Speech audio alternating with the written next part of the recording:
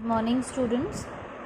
Okay students, कल हम लोगों ने मॉनसून का समर सीज़न पढ़ लिया था, दैट इज़ समर मॉनसून हमने पूरा पढ़ लिया था। और उसमें मैंने एक वर्ड की बात करी थी, that is tropic of cancer. So there students, there is a slight difference, या आप कह सकते हो मेरे से थोड़ी सी छोटी सी मिस्टेक हुई है, because all the time we are having a confusion in tropic of cancer and tropic of capricorn. तो मैं आपको एक वर्ल्ड का मैप ध्यान से पढ़ाना चाहती हूँ, आप उसको बहुत ध्यान से पढ़िएगा और उसमें आप ये देखिएगा that where is the place of tropic of cancer, where is equator and where is tropic of capricorn. ठीक है, जब आपको इनकी लोकेशंस पता चल जाएंगी तो आप जब भी मैं आपको एक्सप्लेनेशन दूंगी तो आपको इजीली समझ में आएगा कि कहाँ पर क्या सिचुएटेड है ना। ये हमारा एक वर्ल्ड का मैप है, this is world political map. And इस पॉलिटिकल मैप में आप देख रहे हैं, देखिए यहाँ पर लिखा हुआ है नीचे tropic of capricorn, equator, tropic of cancer and here is arctic circle. This is arctic circle. तो आर्कटिक सर्कल देखिए पहले कहाँ लाई करती है, दिस इज़ आर्कटिक सर्कल।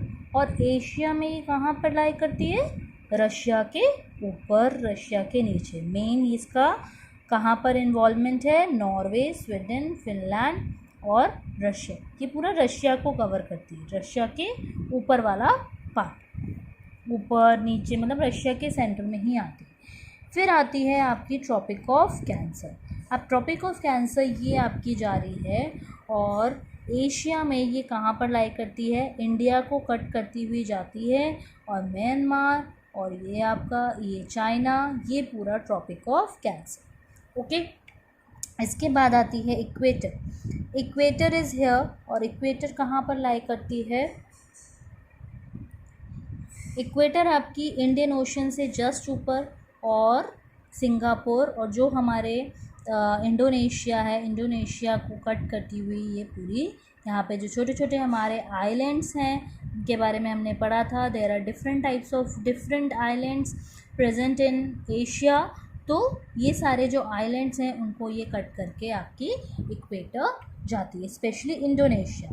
उसके बाद आता है tropic of capricorn. This is tropic of capricorn and ये कहाँ पर आपकी कट कर रही है, दिस कट्स ऑस्ट्रेलिया और ये बिल्कुल एशिया के एकदम नीचे, एशिया में बिल्कुल भी ये लाई नहीं करती।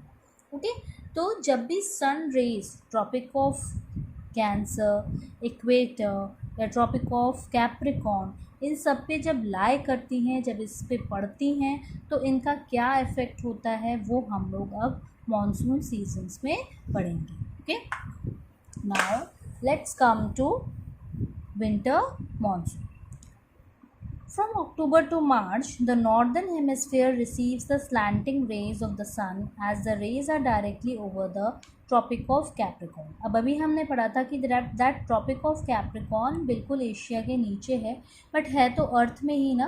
तो जब अक्टूबर से मार्च तक का जो टाइम होता है, यानी कि जब विंटर सीजन्स आते हैं स्पेशली इन इंडिया, तो जो नॉर्दर्न हेमिस्फीयर रिसीव्स, जो नॉर्दर्न हेमिस्फीयर है हमारे अर्थ का, जो नॉर्दर्न हेमिस्फीयर, अच्छा दिस इज़ अर्थ, सबने क्लास 5 में ये सारी चीज़ें पढ़ी हैं, इसलिए ये बार बार चीज़ें एक्सप्लेन नहीं करी जाती हैं।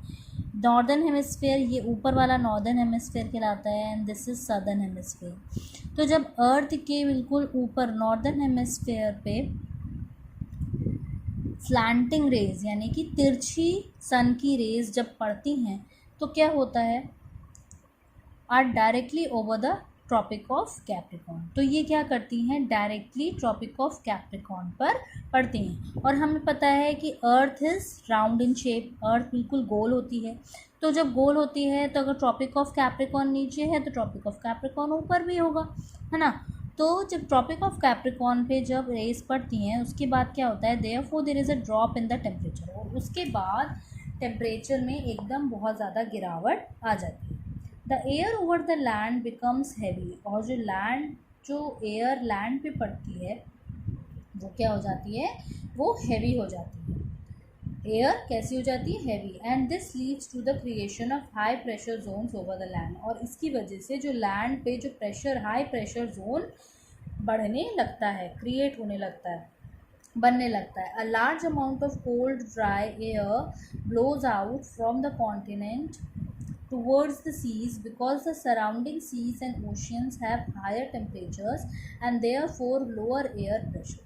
इसकी वजह से क्या होता है कि बहुत बड़े अमाउंट में जो कोल्ड ड्राई एयर, मतलब बहुत ठंडी और सूखी जो हवा होती है, वो किधर ब्लो करने लगती है, हवा चलने लगती है, from the continent toward the sea, मतलब कॉन्टिनेंट की तरफ से हवा चलती है, जो हमारा कॉन्टिनेंट मीन्स एशिया से हवा चलती है और वो सी की तरफ बढ़ती है, सी की तरफ ब्लो करती है. Because the surrounding seas and oceans have higher temperatures and therefore lower air pressure.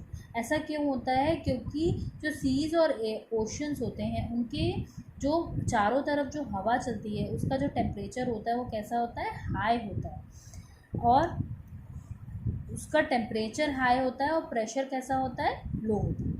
Since the winds are dry, और इसी की वजह से जो विंड्स होती हैं वो कैसी होती हैं? एकदम सूखी, इनमें बिल्कुल भी मॉइस्चर नहीं होता.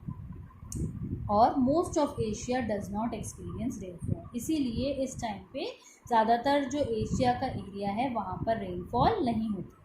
However, some of the cold dry winds absorb water vapor when they reach the ocean surface far from the land and cause parts of Southeast Asia, Japan, southeastern India and parts of northern Sri Lanka to receive winter monsoons as they lie in the path of these winds.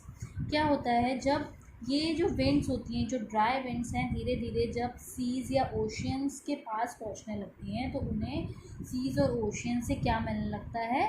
Moisture मिलने लगता है, पानी मिलने लगता है, थोड़ी नमी आ जाती है पानी की वजह से, जिसकी वजह से उन विंड्स में क्या आ जाता है? मॉइस्चर, और वो वाटर वेप. ऐसा कैसा क्यों होता है? क्योंकि उसमें से जो पानी में से जो वाटर वेपर्स निकलते हैं वो उसको क्या कर लेता है? अपनी तरफ एब्जॉर्ब कर देता है. उसकी वजह से क्या होता है? और ये कौन सा लैंड कवर होता है? आपका साउथ ईस्ट एशिया, यानी कि जो एशिया का साउथ ईस्ट पोर्शन है, यानी कि चाइना, जापान, ये वाला जो एरिया है वो.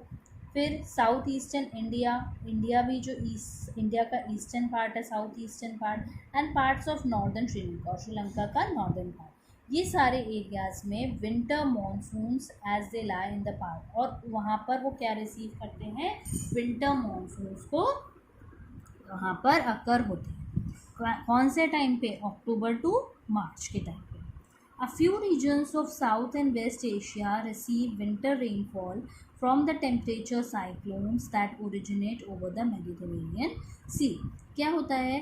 कुछ ऐसे भी रीजन हैं एशिया के, साउथ एंड वेस्ट एशिया, जहाँ पर विंटर रेनफॉल होती है, और फ्रॉम द टेम्परेचर साइक्लोन्स, जिसकी वजह से क्या होते हैं? जो साइक्लोन्स ओरिजिनेट होते हैं मेडिटेरियन सी में, जो साइक्लोन्स ओरिजिनेट होते हैं उसकी वजह से यहाँ पर रेनफॉल होना शुरू हो जाता है.